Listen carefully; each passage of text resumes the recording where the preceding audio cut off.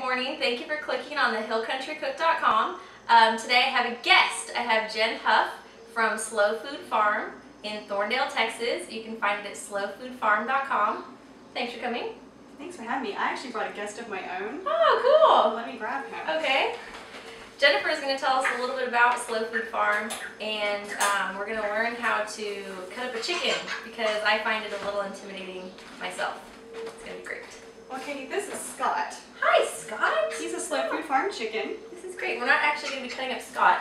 No, just one of his country cousins. We brought him today because I wanted to show you guys the difference between what you buy in the store and what it actually comes from. We've gotten a long way from this to this. We have. And most people don't even buy this. Most people buy chicken breasts, chicken tenders, some other pieced, really processed part of the chicken. And there's a little bit of a fear, like, you know, we can't eat this bird because we don't want to think about where it's come from. And we're kind of here to change that. Or it's intimidating. What do you do with the whole chicken? I mean, yes. A lot of people put it in the crock pot, but we're going to look at some different things to do with it. We're going to show you some ways, yeah, to do it where you can piece this chicken out and you can use it in any of your recipes that call for boneless breast or that call for piece chicken. If you need drumsticks or thighs, we're going to show you how to get that off of. Alrighty, Jen, we have our two chickens here. How are we going to start off? Well, yours is already open. I'm going to go ahead and pull my legs out. And we have these wings off. Breast side up? Yes. Okay. My bird's a little bit small. This was a farm cut, so we went ahead and processed him. He's got a little broken leg, and he has a bunch of little battle scars. I don't know if y'all can see that or not. This is one we would not offer for retail sale. That's why he's here today. It's proof that he lives in a pasture. I feel like this is our Julia Child moment. Like, I think they should always do like the chicken dance, yeah. They should, it's a chicken dance. Or the hokey pokey. One final dance, that's true. Okay. You're going to recognize all the pieces of the chicken. Okay. Each side here you have a breast. You have your wings. Two wings. You have drumstick, and then you have the thigh, which is connected to the drumstick. Makes sense? Y'all following? First part, what we're going to do is split the chicken and then quarter it. Everything is bone in. The breast meat still has the rib meat attached to it, but this is perfect for grilling, for putting in, you know, baking in the oven. So along your breast here, you can see you have a line. That's a really tough bone in there, so you're going to have to try to cut to either side of that bone just a little bit. And this does not have to be pretty. I don't piece very often, so. Oh, yeah. Yeah, you feel how easy it was? Yeah, just cut it apart. Just cut it all the way. All the way through? Yes, all the way down to the neck. And you can feel like it's a little bit tougher as you get in there.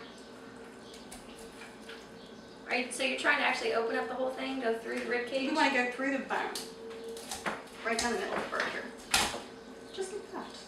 And my husband always makes fun of me because my breasts are never even. One's always bigger than the other. This is the thing, is you just feel for the right spot. Don't worry how it looks, because ugly still tastes good. That's true, and we really wanted to show you how it really looks. So yes, I only this is non-rehearsed. Maybe 9 chickens in my life.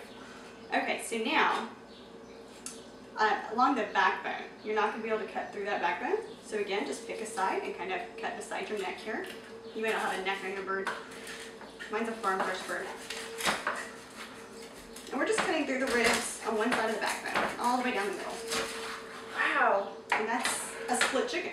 Okay, so now we have a half chicken. So this would be perfect on the pit, just as it is. And this is actually how we usually cook ours. So y'all can see. We just sit in the fridge on a plate, let it dry out a little bit so the skin will crisp up good, and salt and pepper, and throw it on the pit and smoke it. Y'all can see the breasts. And we will have recipes for each of these different cuts. So this is our half chicken or split chicken. Say that your recipe does not call for a split chicken, and you want pieces of chicken. So I think the next easiest thing to remove is probably the wing. Okay. And you want to do that while you still have leverage down here. Let me, the wing is the hardest to not tear up the breast when you cut it. Okay. Again, ugly tastes good. You can feel there's a little joint in here. And you can actually pull that wing backwards if you want to and kind of dislocate that. That's easier for me to do and feel. I don't think I'm doing that correctly. How are you doing that? Looks like you got it. Because you don't want to break it. That's good. Oh, okay. And then you can feel right in here. He's got a little armpit crease. So we're cutting the wing off? Yes. But you shouldn't really be cutting through much bone. You should be finding there's kind of a little sweet spot where the joint is. And that's where we bent the wing backwards. And like, I'm kind of in a rough spot on mine even. Of course, I only have like 8 more chickens on my belt than you. But that's the whole point of this, is to show people that it's not scary or intimidating. It's just do it. Oh, there. I said chicken just fly everywhere too. Which is why we had aprons, because we have chickens flying today. So it's definitely not hard. It's just learning how to. I got a wing. Wing. Let's do the other wing. Okay. I'm looking for the armpit crease again. What do you think, Scott? He's not watching. He's looking away. It's okay. I did that earlier. Okay, we do have 2 wings. This is proof. My wing's not coming off. We decided we're also going to do a segment on the actual processing. So in a few weeks on thehillcountrycook.com, we'll be out at Slow Food Farm and watching the actual processing part, because it's really interesting. There's another wing. Okay, so now we only have quartering this. So we have our half of the chicken here. Wing is missing. And all we're going to do now is just quarter this bad boy, which means cut it in half again. And so y'all can see the other side.